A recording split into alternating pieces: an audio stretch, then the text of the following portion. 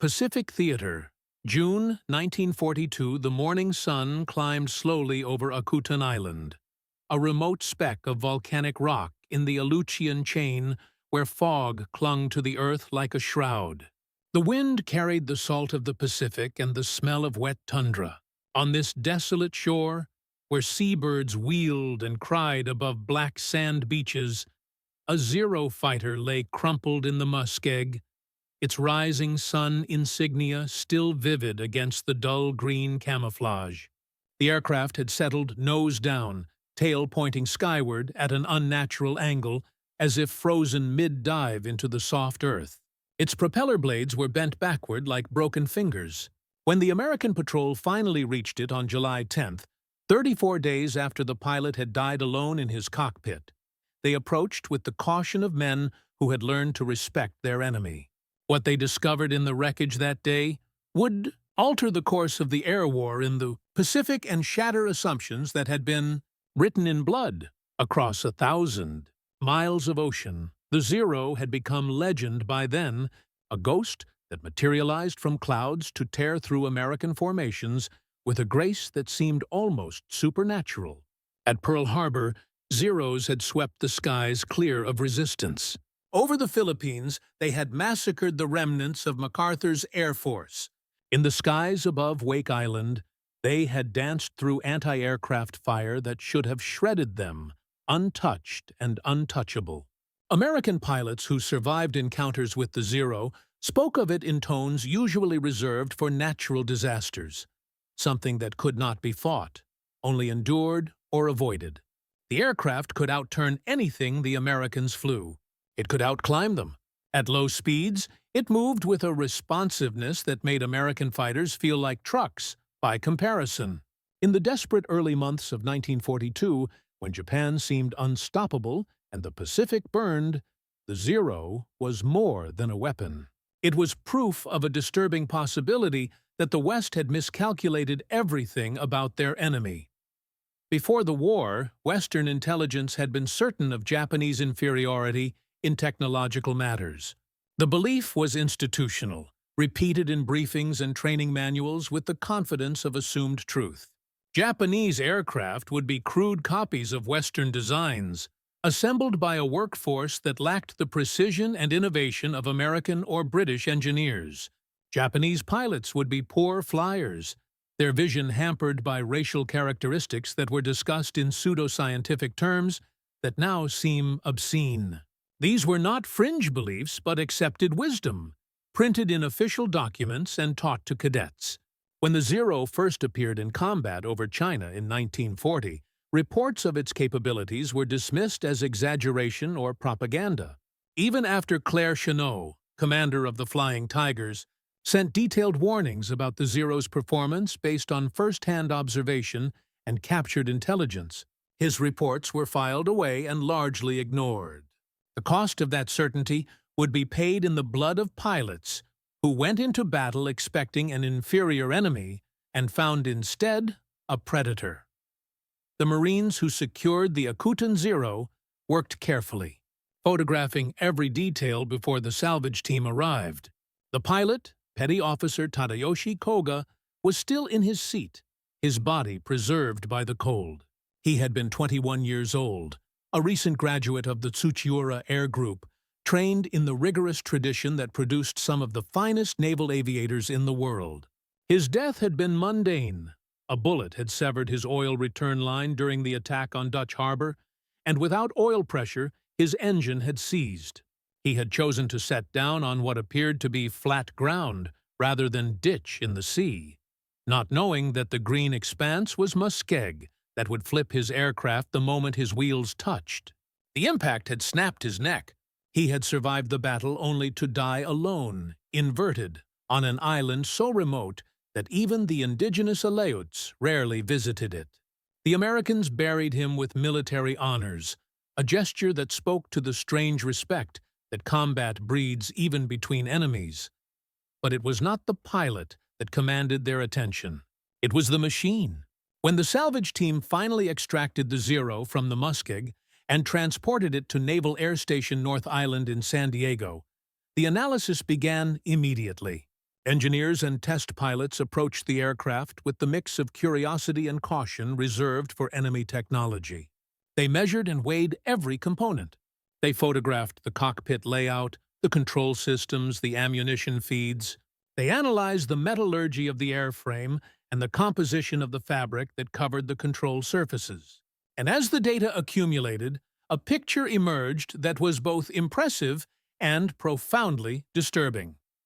The Zero was a masterpiece of weight optimization, an aircraft designed with a singularity of purpose that American engineers found both admirable and incomprehensible. Every component had been pared down to its minimum viable mass. The airframe was built of an aluminum alloy called Extra Super Duralumin, lighter and stronger than the alloys used in American aircraft. The engine, a Nakajima Sakai radial producing just over 900 horsepower, was less powerful than American engines. But the Zero needed less power because it weighed so much less. A fully loaded Zero weighed 5,500 pounds. A Grumman F4F Wildcat, the primary American carrier fighter, weighed over 7,500 pounds. That difference was the source of the Zero's supernatural agility. It could turn inside any American fighter because it had less mass to move. It could climb faster because it had more power per pound.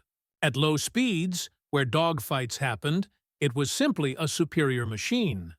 But as the examination continued, the American engineers began to notice absences. There was no armor plating behind the pilot's seat. There was no bulletproof glass in the windscreen. The fuel tanks were not self-sealing. They would leak and burn if punctured. The airframe, for all its elegant engineering, would crumple under damage that an American aircraft might absorb. The landing gear was fragile, prone to collapse under hard landings. The control cables ran exposed through the fuselage, vulnerable to even small-caliber rounds. The Zero had been designed as a pure offensive weapon, a sword without a guard.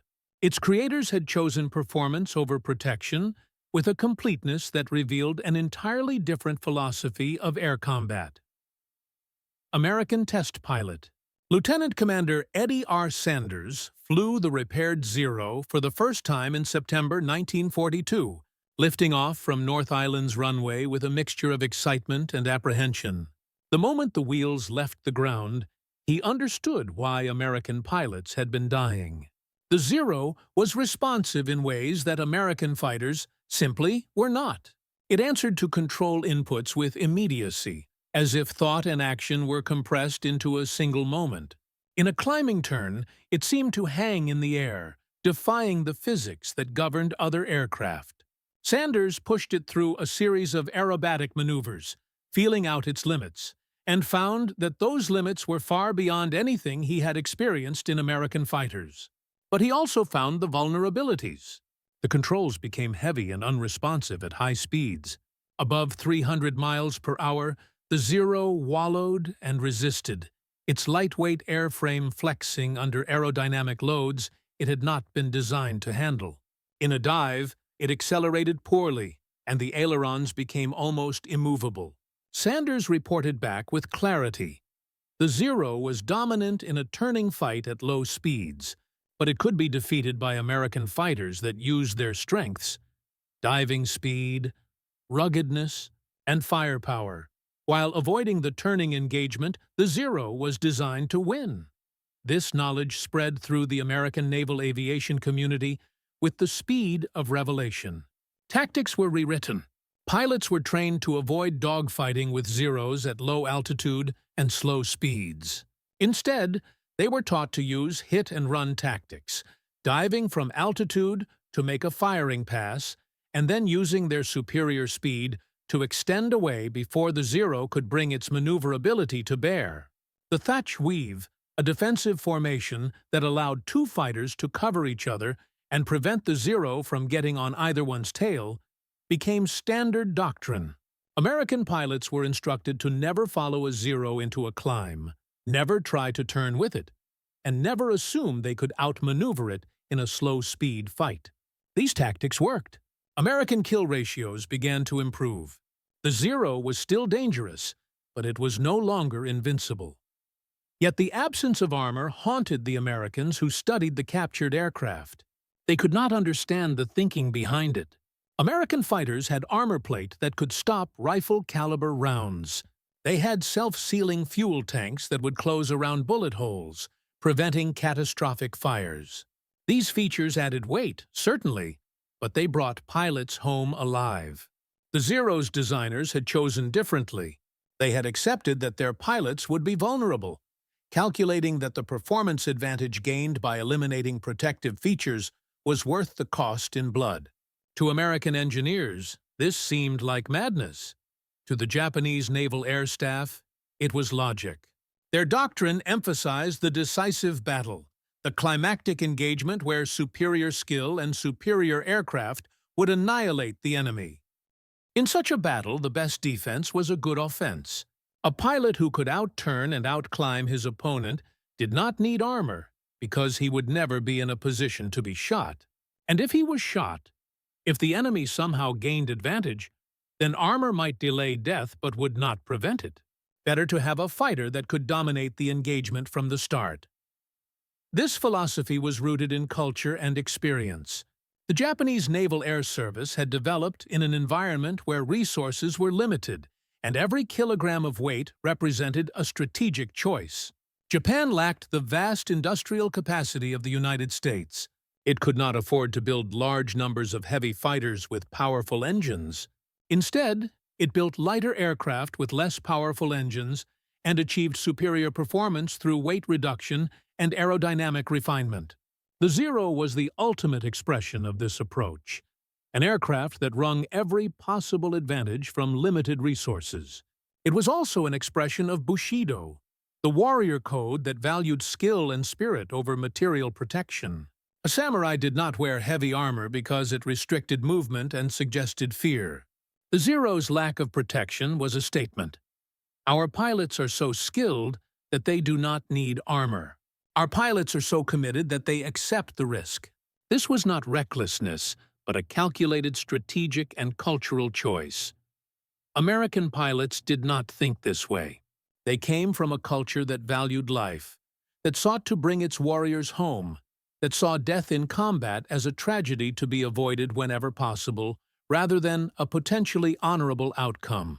American doctrine emphasized survival. If a pilot lived, he could fly again, accumulating experience and becoming more valuable with each mission. American fighters were designed around this principle. The armor, the self-sealing tanks, the rugged airframes, these were investments in pilot survival. The philosophy was fundamentally democratic. Every pilot's life had value, and the nation had a responsibility to protect them as much as tactically feasible. When American engineers examined the Zero and found no armor, they were confronting not just a different engineering approach, but a different value system. The symbolic weight of this difference grew as the war continued. As American industry mobilized, the production advantage became overwhelming. American factories built fighters by the thousands, then by the tens of thousands.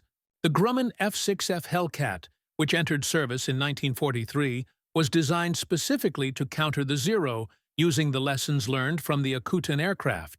It was heavier than the Zero, but it was also faster, especially in a dive. It had armor. It had self-sealing tanks. It had 650 caliber machine guns that could tear through the Zero's unprotected airframe. And it had powerful engines that gave it performance the Zero could not match at high speeds. The Hellcat was not as graceful as the Zero, not as agile in a slow-speed turn, but it did not need to be. American pilots had learned to fight to their strengths, and the Hellcat was designed to maximize those strengths. The result was slaughter. American pilots flying Hellcats achieved kill ratios of 19-1 against Japanese aircraft. The Zero, once invincible, became prey. But the industrial advantage was only part of the story. The other part was pilot survival. American pilots who were shot down over water could often be rescued by submarines or seaplanes dedicated to that mission. They returned to their squadrons and flew again.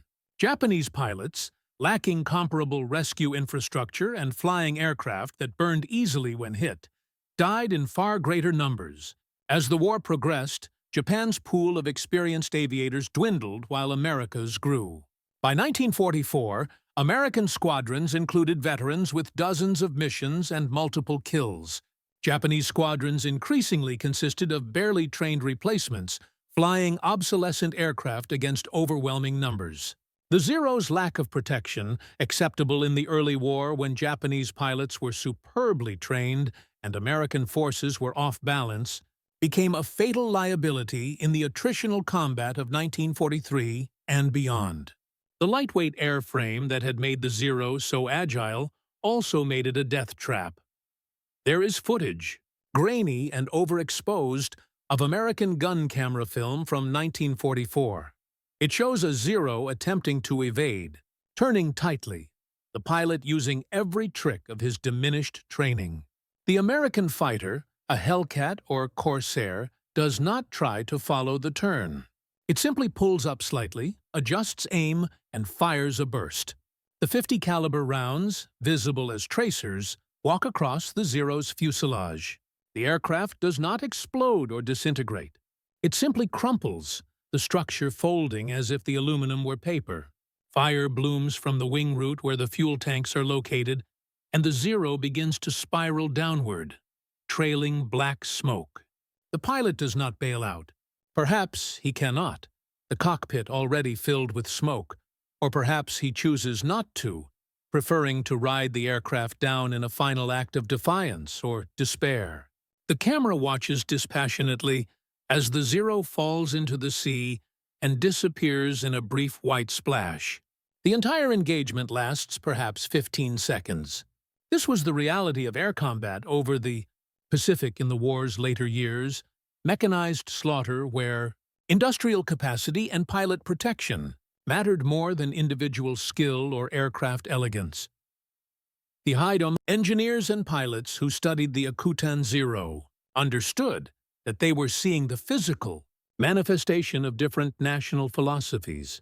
The Zero was beautiful in its own way, a machine that represented the pinnacle of what could be achieved with limited resources and obsessive attention to weight optimization. It was also a machine that treated its pilot as expendable, or at least as someone who did not require protection because his skill and spirit would see him through. American fighters, by contrast, were expressions of abundance and democracy. They were heavier because America could afford powerful engines to move that weight. They had armor because American culture insisted that its warriors deserved protection. They were built in overwhelming numbers because American industry could supply them. The philosophical difference was profound. Japan built a sword, perfect and fragile. America built a hammer, heavy and unstoppable. This difference extended beyond aircraft design to encompass entire strategic approaches. Japan's early war successes had been achieved by highly trained forces using superior equipment to deliver devastating blows. The strategy was predicated on decisive battle, on achieving a knockout blow that would force the enemy to negotiate. It was a strategy born of necessity. Japan could not win a long war of attrition against an opponent with vastly superior resources. The gamble was that American will could be broken by shocking defeats, that democracy was weak and would sue for peace rather than endure prolonged sacrifice. The Zero was designed for this kind of war, a weapon for a decisive campaign where its performance advantages would be maximized and its lack of protection would not yet matter because the war would be over before attrition became significant. But America did not break. Democracy proved to be not weak but resilient, capable of absorbing defeats and mobilizing for total war. American production, once fully engaged, became a force that Japan had no answer for. By 1943, American shipyards were launching aircraft carriers faster than Japan could sink them. American factories were building aircraft in numbers that would have seemed fantastical in 1941. The arsenal of democracy, mocked by Axis propagandists, revealed itself to be terrifyingly real. And every aircraft that rolled off American production lines carried within its design the assumption that pilot lives mattered, that protection and survivability were worth the weight penalty, that wars were won by bringing experienced pilots back to fight again. The Japanese attempted to respond. Later variants of the Zero added some protective features, armor plate, partially self-sealing tanks, but these additions compromised the very characteristics that had made the Zero effective. The A6M5 variant, introduced in 1943, was heavier and less maneuverable than the early models. It still lacked the ruggedness and protection of American fighters, but it had lost some of its performance edge. Japanese engineers attempted to design new fighters, the J-2M Raiden, the N-1K Shiden, that could compete with American aircraft on more equal terms, but these programs were hampered by resource shortages, production difficulties, and the increasing desperation of Japan's strategic situation. The Zero remained in production throughout the war, not because it was still the best aircraft available, but because Japan lacked the industrial capacity to replace it with something better. In the war's final year, Zeros were flown by teenagers with a handful of flight hours, pilots who had neither the skill to exploit the Zero's capabilities nor the experience to survive against veteran American pilots flying superior aircraft. The Zero had become a coffin. There is a particular poignancy to the final role of the Zero: kamikaze. When Japan's strategic situation became hopeless, when conventional attacks could no longer inflict meaningful damage on American forces, the Zero became a guided missile, its pilot the guidance system. The aircraft that had once represented Japanese technological achievement and martial prowess was reduced to a delivery system for a desperate tactic born of desperation. The lack of armor, once a design choice intended to maximize performance, became irrelevant when the pilot had no intention of returning. In this final evolution, the Zero's philosophy reached its logical conclusion. The pilot was not just expendable, but deliberately expended. And the aircraft was not a means of waging war, but a means of dying dramatically in service to the state. The Americans who watched kamikaze attacks, who saw Zeros dive through curtains of anti-aircraft fire to crash into ships, understood that they were witnessing the end stage of a strategic philosophy that had gambled everything on spirit and skill and lost to materiel and industrial power. The Akutan Zero resides now at the National Air and Space Museum, restored and preserved as an artifact of technological and cultural history. Visitors can stand before it and admire the clean lines, the elegant simplicity, the evidence of thoughtful engineering. The aircraft is beautiful in the way that purely functional objects can be beautiful, every line serving a purpose, nothing extraneous. But the beauty is inseparable from the darkness of what it represents. This is a machine that was designed without regard for the life of the person who flew it, a weapon that embodied a value system where individual survival was subordinated to collective purpose. The absence of armor is not visible to the casual observer, but it is there, a void that speaks to choices, made in design bureaus and military conferences where pilots were, counters on a board, and acceptable loss rates were calculated with the cold logic of strategic necessity. American sailors who fought in the Pacific sometimes kept souvenirs, pieces of downed Japanese aircraft, fragments of metal twisted by impact and fire. These objects were trophies, certainly, proof of survival and victory, but they were also something else. They were tangible evidence that the enemy could be understood, that his weapons could be studied and countered, that superior force and superior protection could overcome superior agility. The fragment of Zero aluminum, light and thin, was a reminder that the enemy had made choices, and those choices had consequences. In a war where both sides committed atrocities, where the scale of death numbed moral sensibilities, the Zero became a symbol of a particular kind of tragedy. The sacrifice of individual lives to a collective vision that valued glory over survival, purity of purpose over practical protection. The lessons learned from the Akutan Zero extended far beyond tactics and aircraft design. They became part of a larger narrative about democracy and totalitarianism, about systems that valued individual life and systems that did not. This narrative was simplistic and self-serving in many ways. American bombing campaigns killed hundreds of thousands of civilians, and American racial attitudes were hardly enlightened. But it contained a kernel of truth.